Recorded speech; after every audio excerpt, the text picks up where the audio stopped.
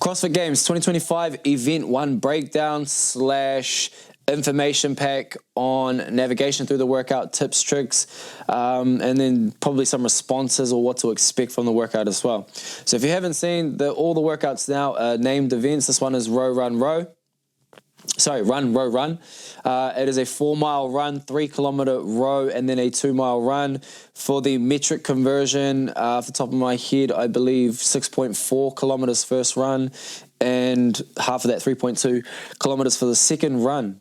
So what are we looking at here? Obviously, we're looking at an aerobic or oxidative system workout. So it's something that is in long duration and fatigue threshold, because the event taps deep into, the kind of energy stores that you would need to last the whole event, and expecting something of this nature, probably around that 50-minute plus marker.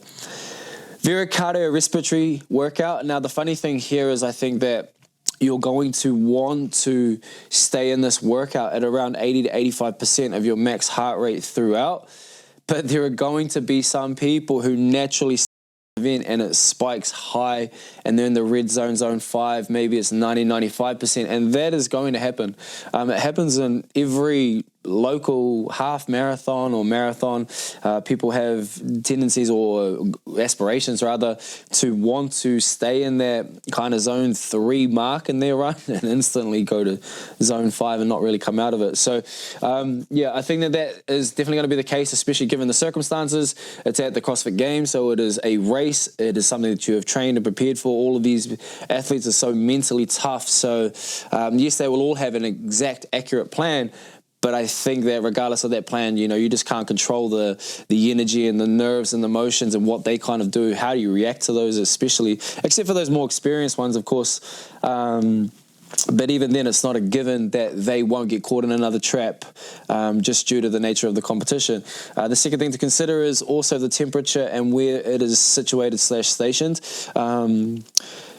In saying that, the CrossFit Games were, I thought, amazing in terms of releasing this event so many months ago, or so much longer before the event starts, to give the athletes preparation in doing so, and then also giving them understanding and knowledge and backgrounds of the local area, the temperatures, and what to expect for preparation.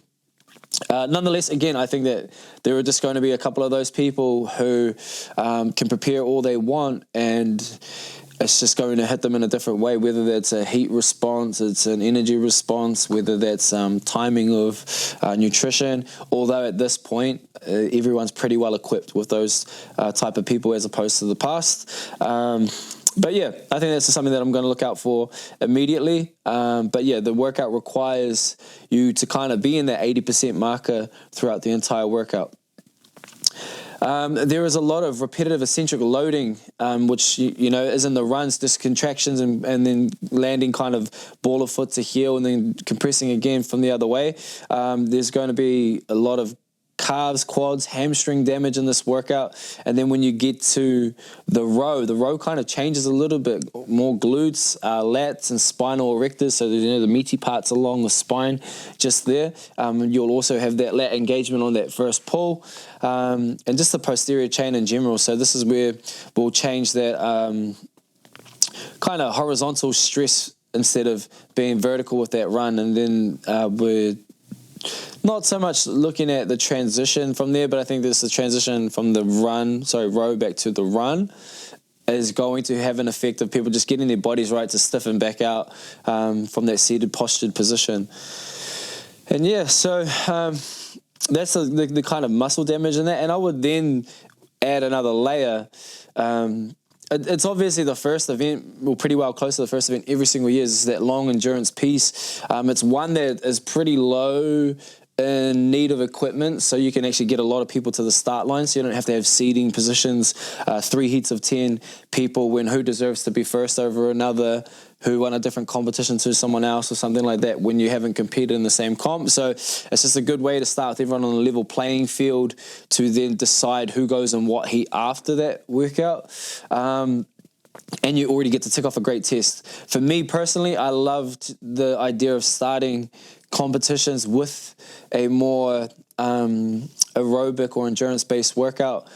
Just the way, if you're kind of thinking in terms of safety for your athletes. It's a pretty low entry requirement to get your body right to do the type of event. You don't have to do no stress lifting and warm-ups or something like that. You don't start the event with a 1 rep max necessarily. I mean, I've seen it done, but I just think that, in terms of preparation for the body thereafter, it's a good idea. Low risk to entry to start the workout. It's a general blood flow body type of workout. There's low impact / low resistance. But in this case here, because of the duration of the time and the distances that are warranted, there is going to be a lot of damage. And if somebody's coming in with a, minor damaged calf or Achilles, for example, they're going to have a rough day in the office, and I bet you they are stressing about that first workout and want it to get done and over with, but more so, just hoping that their weekend isn't finished after that because they can't walk, which is that specific distances, mileages, and intensities for what they currently have programmed is really going to affect all the way through the second day, and then by the second day, you're doing running again with deadlifts. You are now impacted as carryover for day 3. So I think that for whatever your suggestions might be in the who will get placings in what workout or who workouts are best suited for, you need to first consider the damage that is going to occur in this workout and have carryover effect throughout the weekend, because it's going to happen.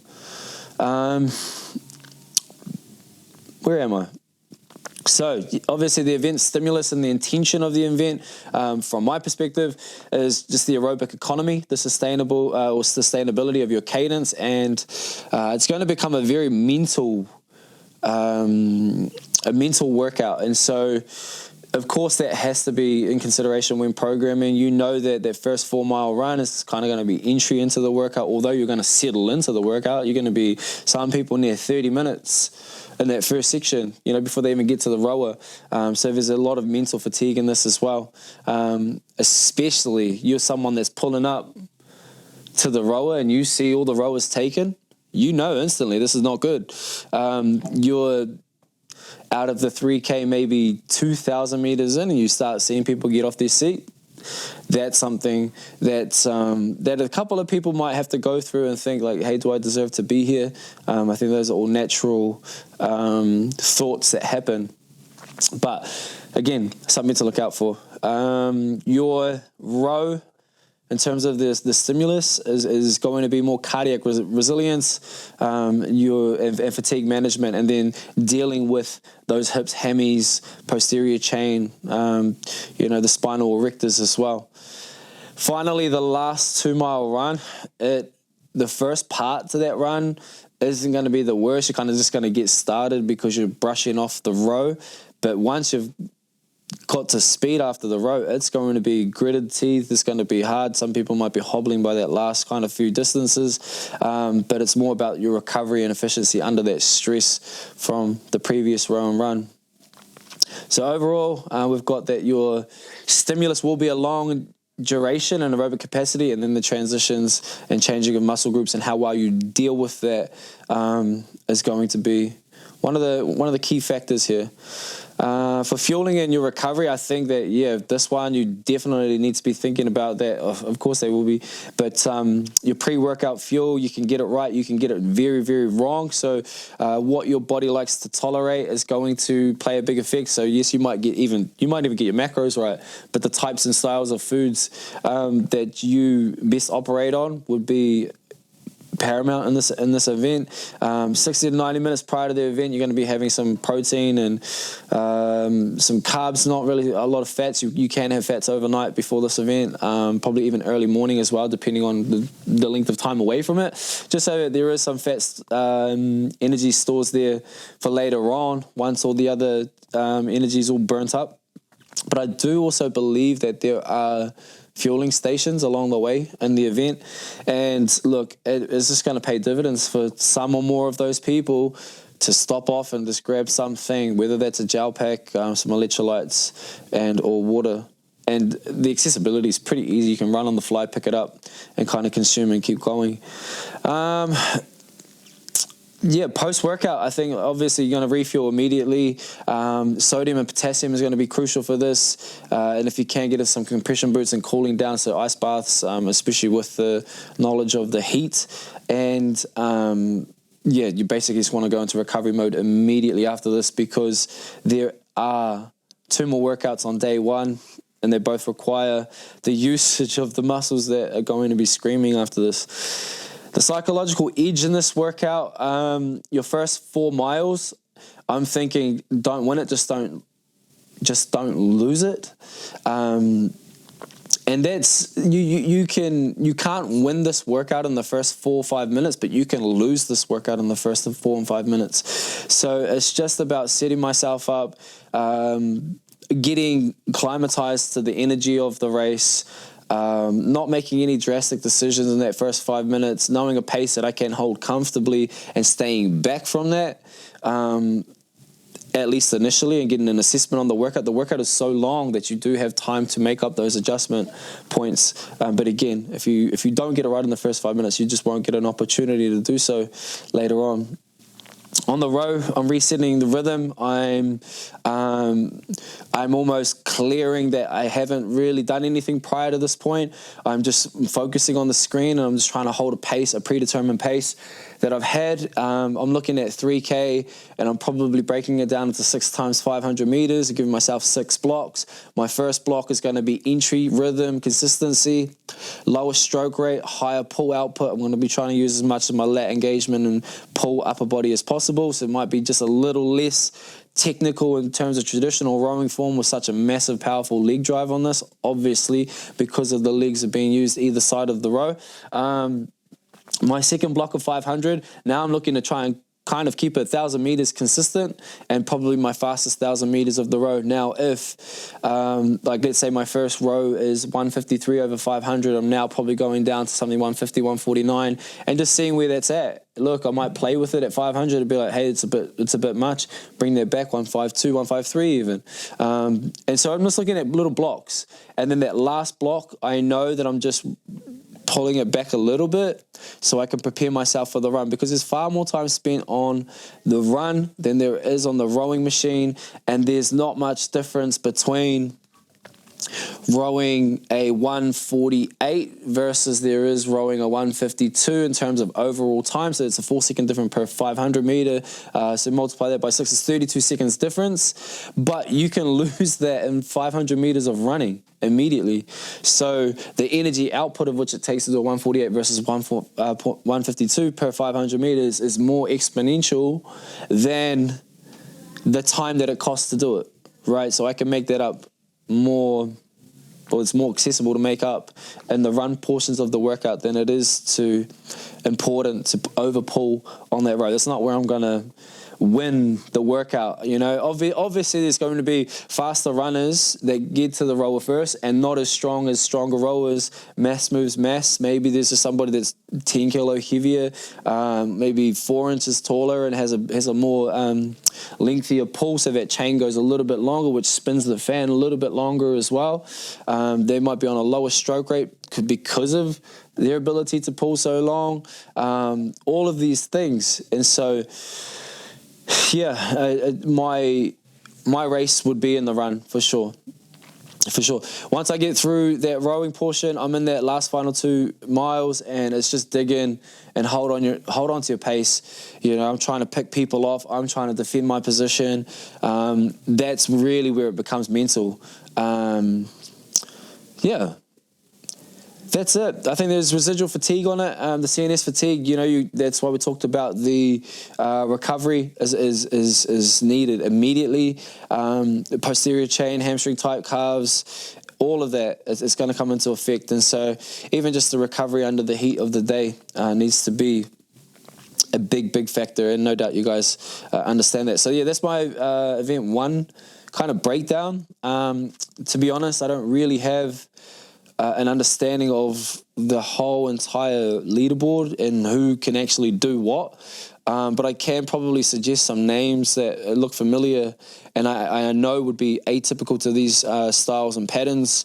By the way, I think the rower will be more significant for females than it will for males, for sure. for sure.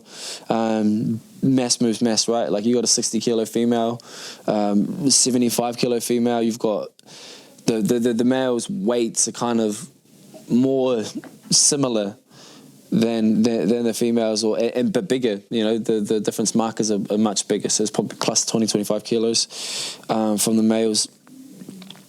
No, sorry, 15 to 20 kilos in terms of body weight. But you could see somebody like Olivia Kerstetter making a really good comeback on the row, who could row that 3K maybe a minute to 2 minutes faster than some other athletes, which is impactful on the run, where I just don't think we're going to see much of that in the male side. But yeah, obviously Tia Toomey would be my favourite to win this event. I don't think much needs to be said about that. But some other people on the women's side who I think will do fairly well. Amy Kringle, I would have for second place.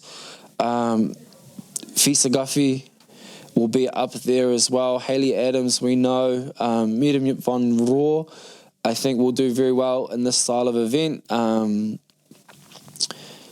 else? Lydia Fish, Maddie Sturt, Lucy Campbell. Yeah, these are some of the ones that I think that are going to be up there. And if I haven't said your name and you're watching this, apologies. I'm just skim reading some names here. Men's side, I have to go off James Sprague for the first event. I just think that dude is well-rounded. You see him train, he goes hard. He's even good at the stuff that he's not supposed to be good at. I'm impressed, man. I'm so impressed. And that's not a knock on anyone else, not on Adler, not on Ricky. I just think that James is geared up for this event. And then those two names I think are going to be around amongst of it as well. Jonikolski. And who else can I put in there and around my top 5 area? Roman Krenikov, Jay Crouch, underrated runner for sure. And those are just some names that I'm going to throw out there. I won't do too much with that. So yeah, that's event 1.